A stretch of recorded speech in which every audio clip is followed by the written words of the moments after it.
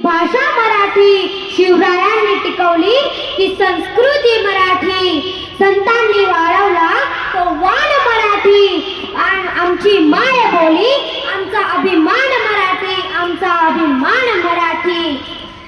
माझी मराठी माती चालावा लल्लट टिळा, माझ्या मराठी माती चालावा लल्लट टिळा, हिच्या संगीत जगातील माया भाषेतील शिळा, असे मराठी गौरव गाणारा ज्ञानपीठ पुरस्कार प्राप्त महान साहित्यिक वि.उ. शिरवाडकर अर्थातच कुसुमाग्रज यांचा जन्मदिन आपण जागतिक मराठी दिन म्हणून साजरा करत असतो।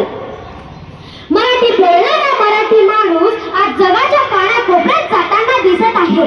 कोणी शिक्षणासाठी, कोणी व्यवसायासाठी, तर कोणी नोकरी करिता मोठ्या उच्च शिक्षित होऊन इंग्रजी, हिंदी सारख्या इतर भाषा अवगत करून ग्लोबल होऊन मराठी माणूस आज आपल्या आईला, मातृभाषेला विसरत चाललेला आहे।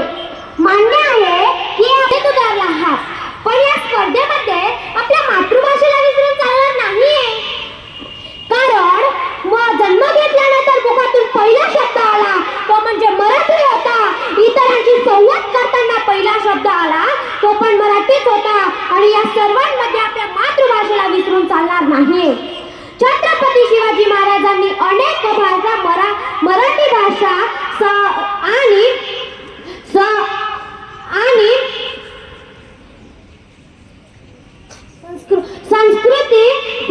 संस्कृतीचे कार्य केले आहे। स्वातंत्र्यवीर सावरकर यांना घडवले ते मराठीने। दादासाहेब कोंडके यांनाही घडवले ते मराठीने।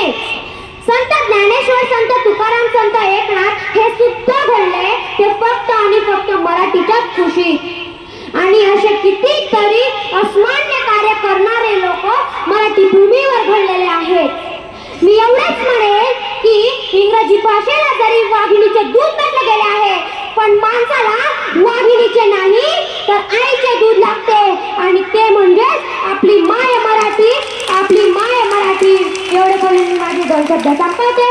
जय हिंद, जय महाराष्ट्र।